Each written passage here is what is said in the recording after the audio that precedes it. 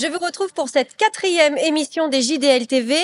Alors aujourd'hui, on va parler toujours énergie propre avec des batteries et les énergies propres pour les chantiers. Tout le secteur travaille aujourd'hui sur des solutions pratiques pour réduire son empreinte carbone, réduire le bruit, les gaz à effet de serre, et des solutions existent. Pour en parler, nous accueillons 3 sociétés avec nous et puis une 4e que nous rejoindrons dans les allées des JDL. Alors nous accueillons la société Ecobat avec Patrice Creton. Bonjour Marion. Bonjour. Vous êtes directeur France Industrie chez Ecobat Batterie Technologies.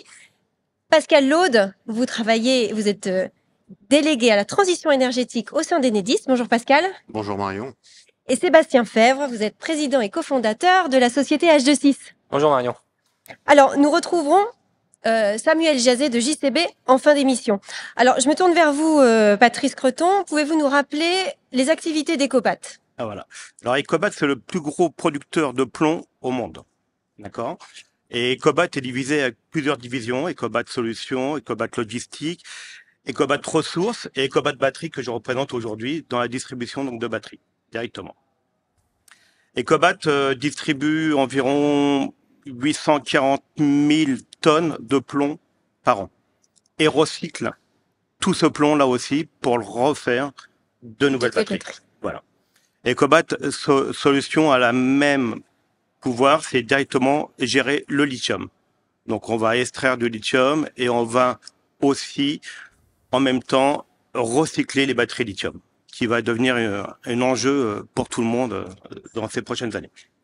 Donc il y a un engagement d'Ecobat sur ce recyclage avec les batteries. Donc production avec des mines de plomb, de différents minerais. Tout à fait. Et en fin de compte, dès qu'on arrive sur une mine de sur une mine de plomb, on va extraire plusieurs métaux, d'accord ? Pas que du plomb. Et donc dans tous ces métaux, ça va nous permettre de refaire des batteries ou de nouveaux composants aussi en même temps. Et après, on va gérer directement la batterie en recyclage pur. Voilà. Et on a 14 sites de recyclage au monde. Alors aujourd'hui, on a des batteries souvent au lithium, il en reste aussi au plomb. Oui. Alors quels sont les intérêts du lithium par rapport au plomb, les avantages et les inconvénients ? Alors l'intérêt du plomb, c'est qu'il est recyclable à 99%. Ça c'est très important. On n'a plus besoin forcément d'extraire de la matière pour refaire des batteries. Or que le lithium, on est dans une nouvelle phase où on va extraire directement pour faire des batteries. Mais par contre, le recyclage n'est pas forcément mis en place correctement actuellement. Aujourd'hui, on doit récupérer environ une vingtaine de pourcents de batteries lithium pour le recyclage. Tout le reste, pas utilisable. Pas utilisable. En revanche, il y a des propriétés plus intéressantes sur le lithium en termes d'usage que le plomb. Ah bah oui, parce que le lithium va être beaucoup plus léger déjà dans l'application, des charges beaucoup plus rapides aussi, des technologies sur des machines où les machines doivent être de plus en plus légères et de plus en plus compactes. Donc on va mettre des batteries plus petites aussi dedans. Donc ça c'est toute une avancée que les constructeurs aussi de machines nous demandent d'étudier. Voilà, d'étudier directement ces nouvelles batteries. Au niveau du marché aujourd'hui, à qui vous adressez-vous ? Alors là, plutôt sur la partie distribution. Oui. Au niveau français, peut-être au niveau européen et peut-être mondial. Mondial. Voilà. Quel marché vous visez et vous adressez ? Alors nous, chez Ecobat Batterie, on est un pôle de distribution donc de batteries. Donc toute la matière qu'on va extraire, on va donner à construire directement ces nouvelles batteries. Nous, on va les redistribuer derrière pour les recycler après une seconde fois. Et notre marché va être les constructeurs, les revendeurs de batteries. Alors, voilà. Constructeurs de batteries, donc en OEM. En OEM. Et constructeurs automobiles. Automobiles, des gens comme Stellantis aussi actuellement. Voilà. D'accord. Et puis après tout ce qui est batterie peut-être de chantier sur des remorques. Alors les batteries de chantier, plutôt des batteries sur des nacelles. Toutes les nacelles et les batteries ont besoin de batteries, d'accord, des batteries relativement lourdes, de quoi équilibrer donc la machine. Et ça fait partie de notre activité. Donc Ecobat a toute une gamme de batteries pour accompagner ça, ce type de machine. comment vous sentez cette progression du marché? Est-ce que c'est assez fulgurant? Est-ce que ça se stabilise?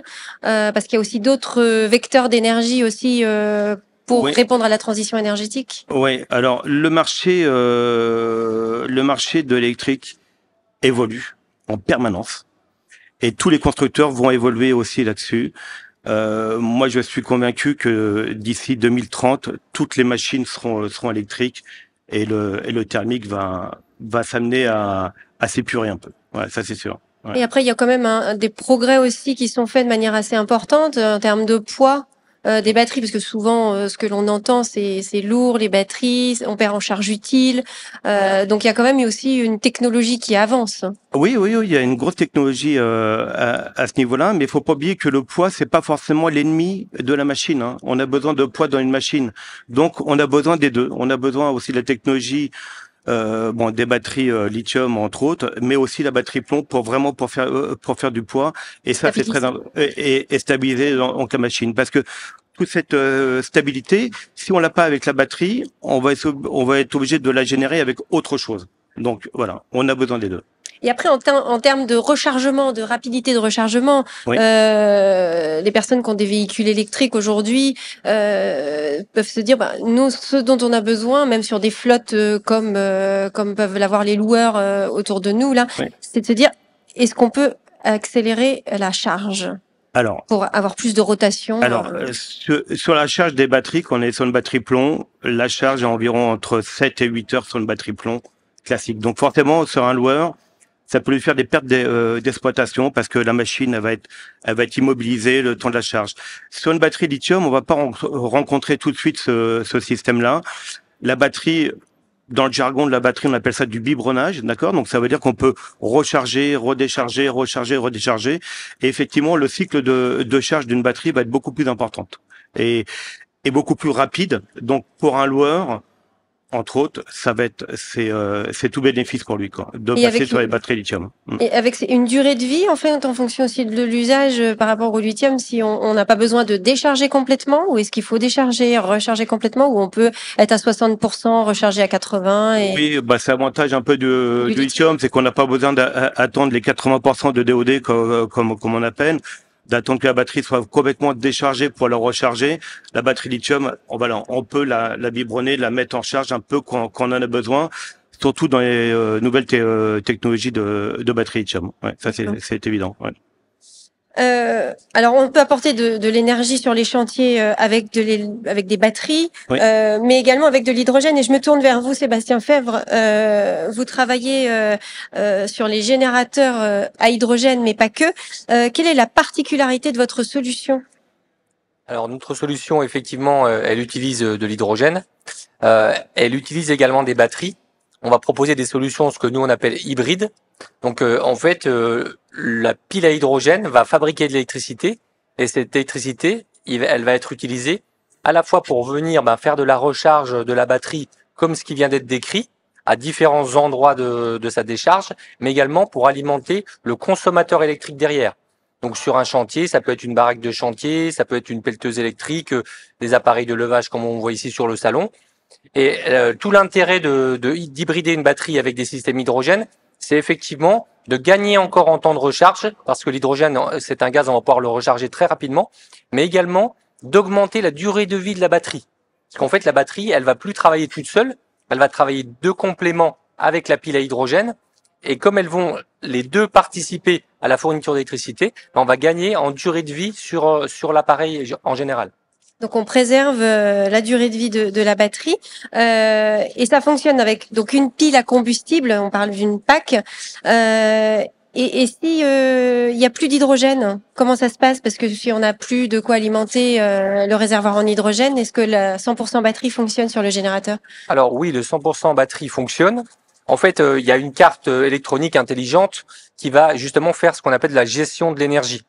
Et nous, ce qu'on a également ajouté sur nos groupes électrogènes, c'est la possibilité d'avoir une entrée panneau solaire. D'accord. Et donc typiquement, vous utilisez le soleil, vous maximisez l'utilisation du panneau solaire. Et quand vous avez une météo qui est moins favorable, ou quand vous avez des équipes qui vont devoir travailler la nuit ou très tôt le matin, là vous allez utiliser de l'hydrogène. Et l'intérêt aussi peut-être, est-ce que quand on va avoir des pics de consommation, est-ce que ça permet de lisser ou pas Alors effectivement, sur les groupes électrogènes à hydrogène, on repense la manière dont l'électricité est utilisée. C'est-à-dire qu'il n'y a plus de fonction de ralenti. On produit l'électricité quand elle est demandée, c'est tout. Voilà. S'il n'y a rien qui est demandé, on produit pas. S'il y a des pics, c'est la batterie qui va fournir le pic.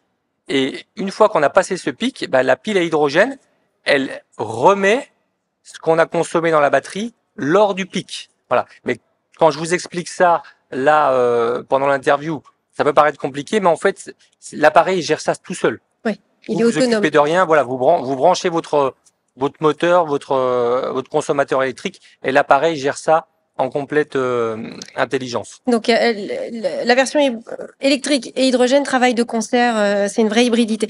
Quelle est l'autonomie du groupe électrogène à hydrogène aujourd'hui? Est-ce qu'on peut, alors on le voit de temps en temps sur des concerts, ça reste une soirée, mais sur un chantier c'est un petit peu différent.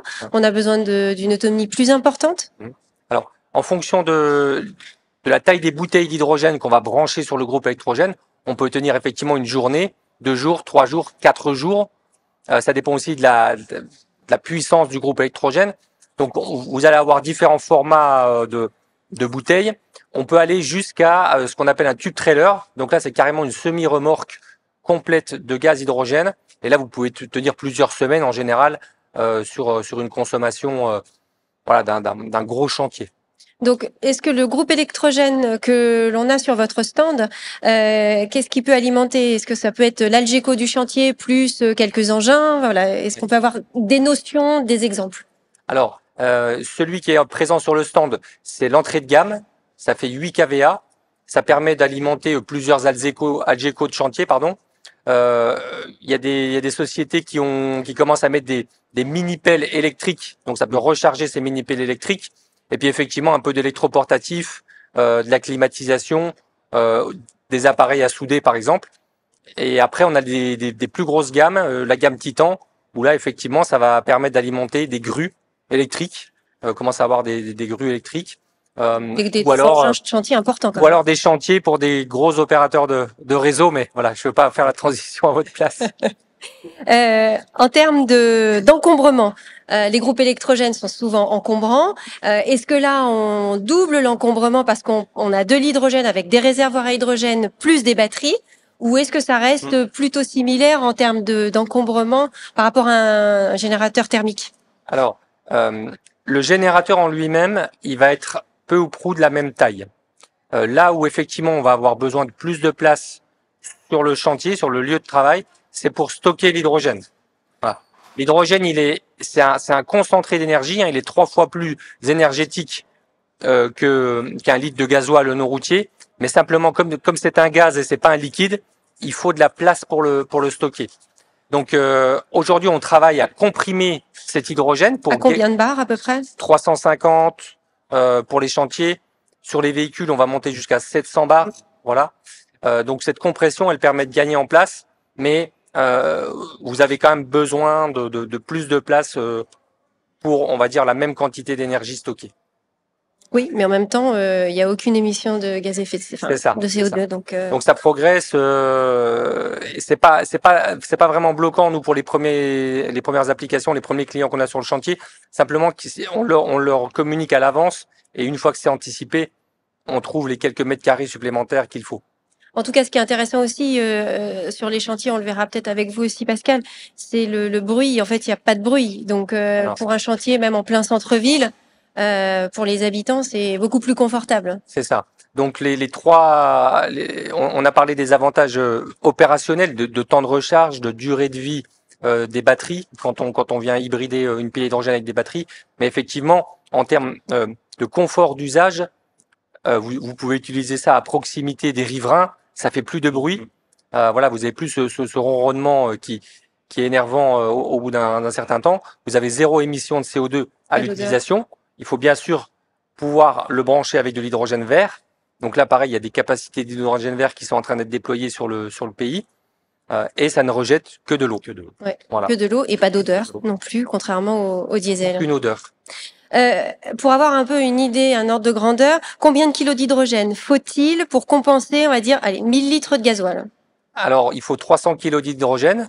Quand on se dit ça, bon, ben, 1000 litres de gasoil, ça fait 1 tonne. Mais pour avoir 300 kg d'hydrogène stocké sous pression, ça équivaut, on va dire, à pas loin d'un tube trailer. Un tube trailer, c'est 350 kilos. Voilà. Donc, ça tient beaucoup de place. Oui, Voilà. mais en termes de rendement, est-ce qu'on peut avoir quelques éléments de comparaison? C'est là où c'est intéressant parce que ça fait le lien avec votre question précédente.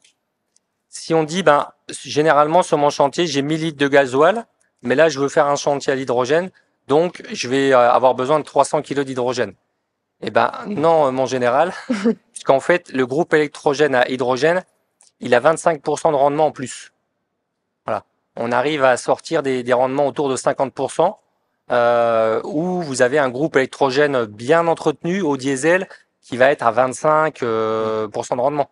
Donc en fait, vous n'avez pas besoin, pour la même utilisation électrique, vous n'avez pas forcément besoin de ces fameux 300 kg d'hydrogène.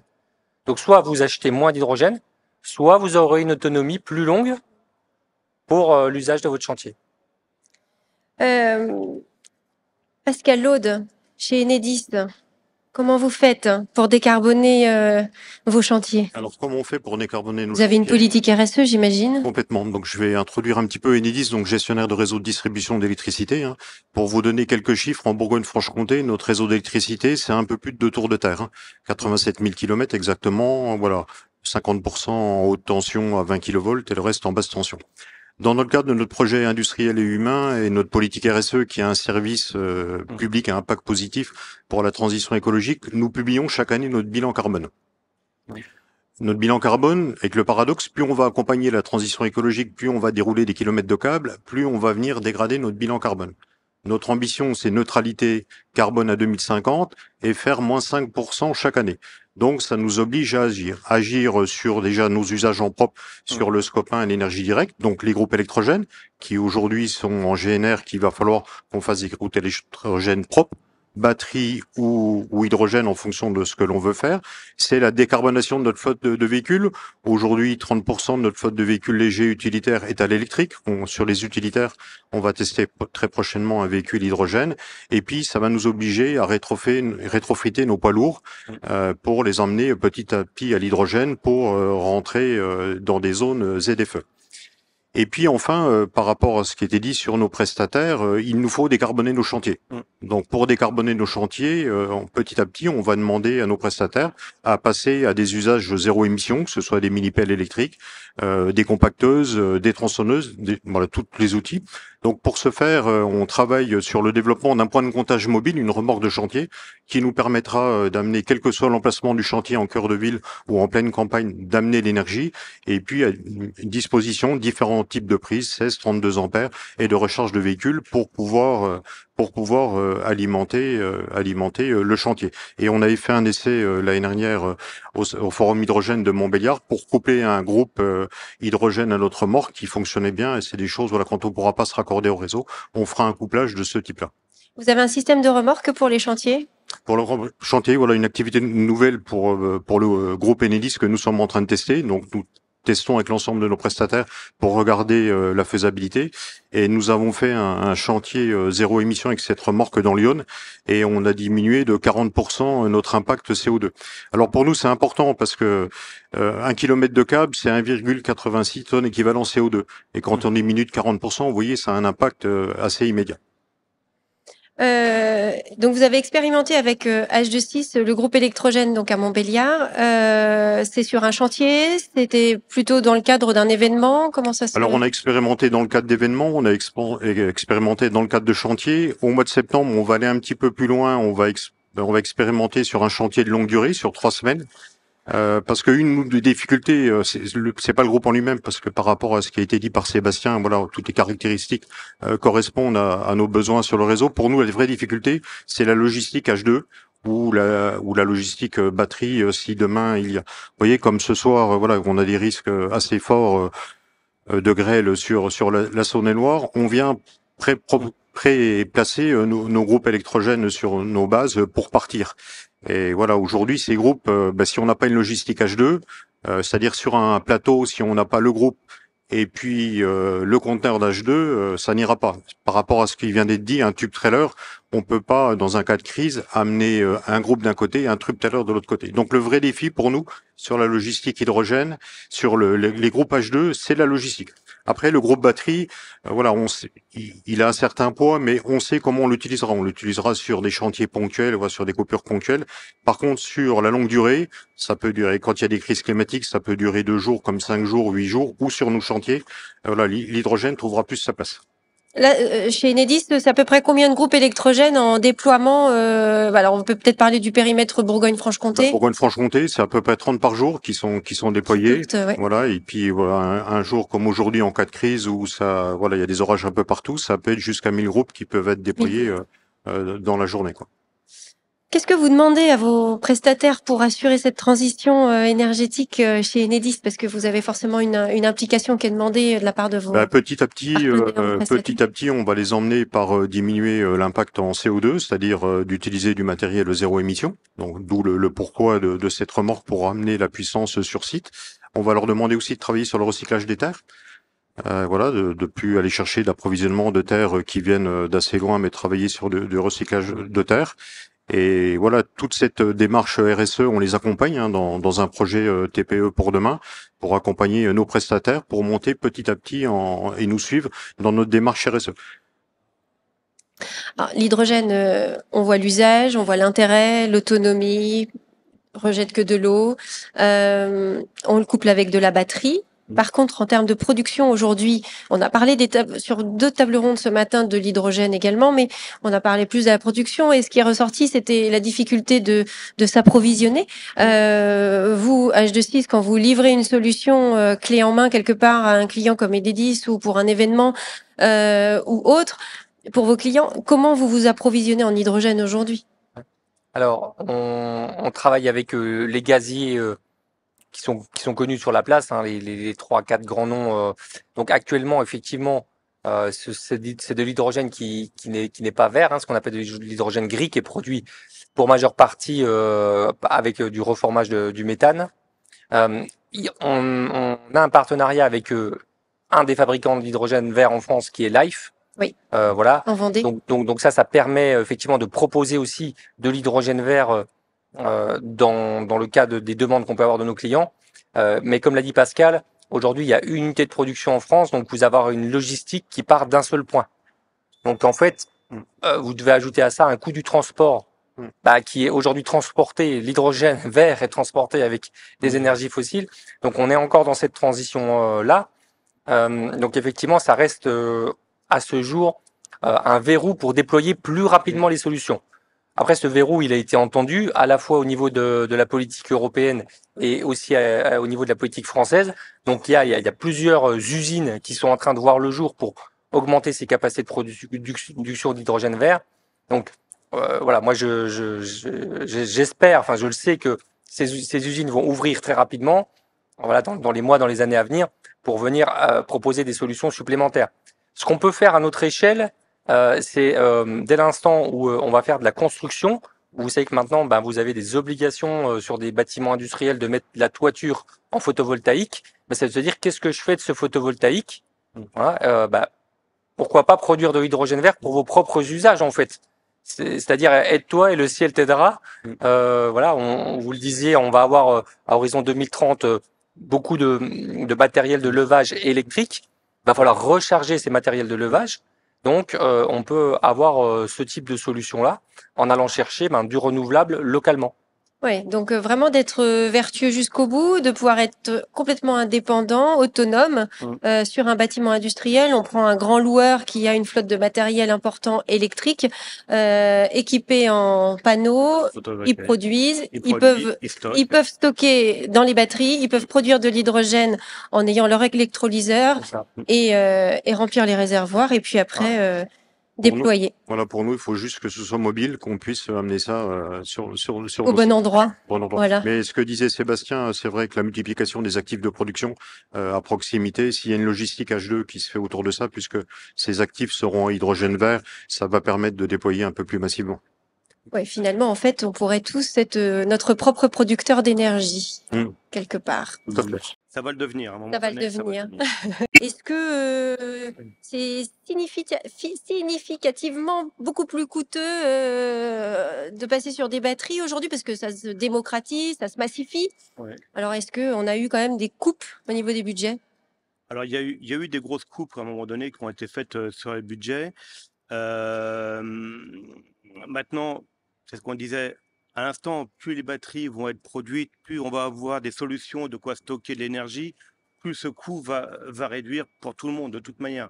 Après, bon ben voilà, c'est tous les constructeurs qui vont travailler ensemble, main dans la main. Il n'y aura pas une solution, il y aura plusieurs solutions. Et je pense que tous les constructeurs, on est tous pareils, quoi. On est là pour trouver des solutions. Voilà, l'hydrogène, ça sera très bien pour du gros tonnage. La batterie lithium, ça sera très bien pour du petit tonnage, pour des petites utilisations. On parlait de solutions au lithium tout à l'heure. Il y a du sodium qui va arriver. Les prochains véhicules thermiques, enfin électriques, vont être équipés de batteries sodium. Donc voilà, donc tout ça, ça va rentrer dans une nouvelle ère et on va s'y adapter petit à petit. On va rebondir là sur batterie sodium. Qu'est-ce que ça va nous apporter de plus par rapport au lithium et au plomb, les avantages? Alors sur le lithium, quand on parle de lithium, c'est une solution un peu générique, d'accord? Parce que dans le lithium, on va avoir du phosphate, on va avoir du manganèse. Enfin, je ne vais pas rentrer dans plusieurs comme ça, je ne vais pas rentrer dedans. Mais l'avantage du sodium, c'est que ça sera une batterie qui sera beaucoup plus verte, parce que on pourra la recycler mieux. Et en termes de richesse, le sodium, on va pouvoir le trouver davantage, même en Europe. Or qu'il y a certains minerais qu'on va trouver dans d'autres pays, et donc ça a un coût. Coût d'extraction et d'approvisionnement. Voilà, tout à fait. Donc ça sera beaucoup plus simple à un moment donné. Par contre, c'est pas forcément très très stable, mais ça va le devenir. Faut pas oublier qu'une batterie, c'est 10 ans. Hein. Entre la conception d'une batterie et la commercialisation, il se passe environ une bonne dizaine d'années. Le temps de la partie technologique, après d'être homologué. Après que les constructeurs les mettent dans leur véhicule. Donc tout ça, ça prend du temps. Et aujourd'hui, on est vraiment dans cette ère d'accélération de process. De toute façon, on veut que ça aille vite. Hein. Merci Patrice. On va retrouver Gaston et Samuel sur le stand de JCB. Normalement, le micro fonctionne de nouveau. Tout à fait. Merci Marion, merci. Nous sommes effectivement de retour sur le stand JCB avec Samuel Jazet. On a parlé de la gamme étendue de JCB donc pour le BTP et on abordait justement l'électrique. Pour quel usage, à partir de quel type de produit en fait? Alors l'électrique chez JCB, en fait, c'est pour tous les usages. La question, c'est l'électrique pour quelle taille de machine? Aujourd'hui, on a vendu près de 1000 machines électriques, même un petit peu plus de 1000 machines électriques, et on se rend compte que c'est surtout la taille qui va limiter l'usage de la machine électrique. Et on considère aujourd'hui qu'on peut électrifier toutes les machines jusqu'à un poids opérationnel de 6 tonnes. Ah, une palette d'activités. On a effectivement des activités de manutention et des activités de terrassement jusqu'à 6 tonnes et une large palette d'applications pour nos machines. Alors, une des questions qui se pose également avec l'électrique dans le BTP, c'est finalement l'électrique par rapport au thermique. Quelles sont les différences au cahier des charges? Est-ce qu'il y a eu des compromis? Est-ce que c'était difficile? Et donc, du coup, qu'est-ce que ça donne? Alors, en termes de cahier des charges, il était relativement simple, c'était avoir strictement les mêmes performances qu'un moteur thermique. Donc, on doit avoir les mêmes performances d'utilisation. Et si on prend le chariot télescopique qui est derrière moi, on va retrouver la même chose, 2,5 tonnes de charge maximale. On est sur des performances qui sont strictement équivalentes. Alors, on a peut-être même des avantages en plus avec l'électrique? Voilà. Surtout, la première chose qu'il faut dire, c'est que au-delà des performances, il y a aussi le temps d'utilisation. Notre cahier des charges, c'est une journée de travail complète standard pour chacune des machines. Chacune des machines doit se conformer à ce cahier des charges et on doit être capable de travailler toute une journée sans avoir à penser à la recharge en utilisation normale. Alors, en parlant de recharge, on a ici, juste derrière nous, le fameux Power Bank. Qu'est-ce qu'on peut dire, Samuel, sur ce Power Bank et comment bien l'utiliser? Alors, le Power Bank, il va avoir deux fonctions principales. La première fonction, ça va être de recharger les batteries de nos machines électriques. et on va avoir dans un power bank jusqu'à 2 recharges complètes de machines électriques. Donc, si on l'emmène sur un chantier, on va pouvoir avoir 3 charges, ce qui va nous faire, en fonction des machines, entre 9 et 16 heures de travail continu. Donc ça, c'est parfait pour aller sur des terrains compliqués, des terrains où on n'aura pas d'électricité sur place, mais on a également une utilisation combinée possible du power bank. Tout à fait. On peut aussi utiliser ce power bank en combinaison avec un groupe électrogène, ce qui va nous permettre de réduire et la consommation et la maintenance du groupe électrogène et d'avoir beaucoup moins de nuisances sonores et d'émissions polluantes sur le site où on va utiliser cette combinaison de machines. Alors, sur la question du coût également par rapport au thermique, au niveau de l'électrique, finalement, la différence, elle est vraiment importante ou ça reste très accessible aujourd'hui? Alors, c'est de plus en plus accessible. Il faut savoir qu'il y a forcément un surcoût à l'achat qui est lié à l'achat des batteries, en particulier pour nos machines qui sont équipées de batteries lithium-ion. En revanche, ramené à 5 ans, compte tenu du très faible coût de maintenance de ces machines et du relativement faible coût de l'électricité, on va trouver un surcoût à 5 ans entre 0 et 20% en fonction de la machine et de l'utilisation qu'on va en faire. Et peut-être même avec encore plus d'optimisme aujourd'hui, je crois qu'on peut le dire finalement à travers les exemples que vous nous donnez, finalement, on a plus de souplesse et même de fiabilité avec l'électrique, des exemples de souplesse ou de sécurité supplémentaire pour l'utilisateur. Alors, il faut se rappeler que quand on travaille avec de l'électrique, on travaille en silence et sans émission.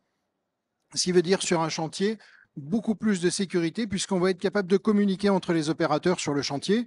Ça va nous apporter des chantiers beaucoup plus apaisés où la communication sera beaucoup plus efficace.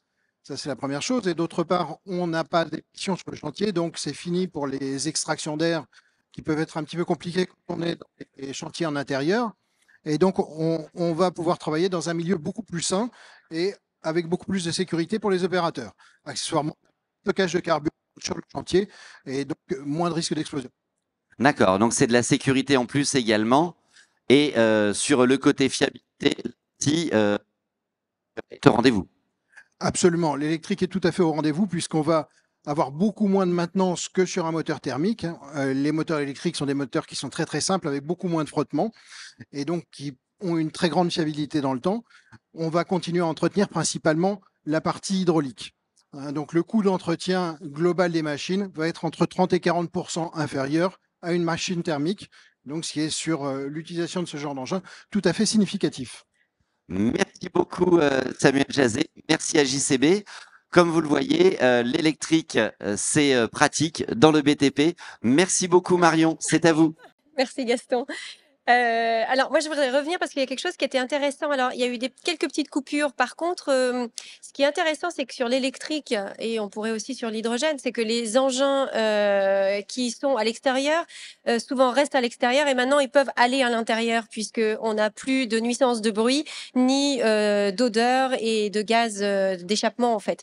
Donc ça aussi c'est en termes de flexibilité du roulement de la flotte d'engins, c'est plutôt positif. Ils ont aussi abordé un point, c'est la maintenance, avec une maintenance qui est plutôt très limitée sur les véhicules électriques, les engins électriques. Sur l'hydrogène, hein, qu'en est-il de la maintenance? Est-ce que c'est aussi limité ou est-ce qu'on est sur les mêmes niveaux de maintenance qu'un générateur thermique? Alors, c'est entre les deux. On a sur les groupes électrogènes, on a des filtres à air à changer. Sur celui qui est sur notre stand, c'est une technologie refroidie par air. Donc, on va avoir des filtres à air à changer, c'est relativement simple. Puis, on va avoir des contrôles à faire, notamment sur la sécurité, assez simple également. Sur les groupes électrogènes de plus forte puissance, ce sont des systèmes qui sont refroidis par eau. Donc là, vous allez avoir un contrôle des liquides de refroidissement. Ça, c'est assez connu. Je veux dire, un technicien qui travaille sur des moteurs thermiques fera sans souci le job. Et également, un changement de filtre pour tout ce qui va être sur ce circuit de refroidissement. On s'assure qu'il n'y a pas d'impureté qui va venir rentrer dans la pile à hydrogène. Donc, on va changer tous les 600 heures de fonctionnement, par exemple, sur une de nos gammes. Et puis, on va aller jusqu'à 2000 heures sur une autre gamme. Donc, voilà, on a aujourd'hui, c'est très facile avec l'électronique d'avoir un petit affichage à l'écran en disant, voilà, vous allez devoir changer le filtre dans 200 heures. Voilà. Donc, c'est relativement simple, mais il y a quand même quelques actions supplémentaires que vis-à-vis des batteries. Voilà. Il n'y a plus de pièces en mouvement en fait dans un groupe électrogène-hydrogène. Il n'y a plus d'huile ou de pièces en mouvement. Voilà. Donc, Il n'y a ça pas la mécanique en il fait. n'y a pas la mécanique, donc ça simplifie la maintenance. Et alors moi j'ai une dernière question. Tout à l'heure on a dit bon l'hydrogène ça rejette que de l'eau. Cette eau, est-ce que c'est important ce rejet d'eau en termes de volume? Et est-ce qu'on peut réutiliser cette eau et où est-ce qu'elle est, elle est propre ou alors pas à la consommation, mais en tout cas à l'usage pour d'autres usages plus industriels ou... Oui. Alors, toujours pareil, ça va dépendre de la taille de l'appareil. Donc, sur les générateurs de faible puissance, comme celui qui est sur le stand, ça va plutôt être de la vapeur d'eau.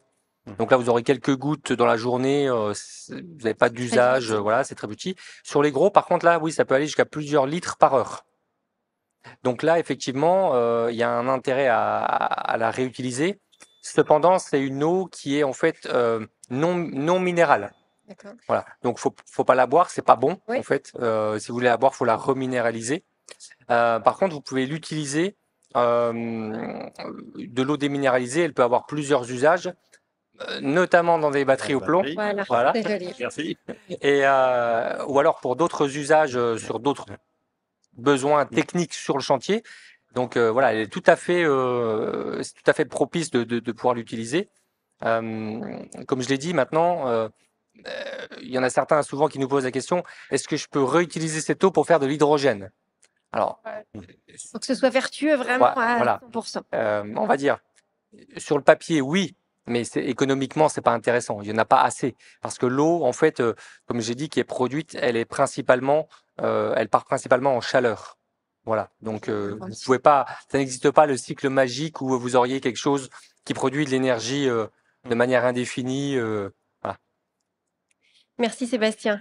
Peut-être pour conclure, Pascal Laude, finalement chez Enedis dans la politique RSE, c'est pas une technologie par rapport à une autre, on est plutôt sur un mix énergétique avec de l'hydrogène, un système de batterie et une combinaison de l'ensemble. On est complètement sur un mix énergétique. Les deux vont trouver leur place. On aura des applications batterie, si bien tout ce qui est mobilité, plus de 40% de notre flotte sera en batterie. Sur les groupes, il y aura de la batterie aussi.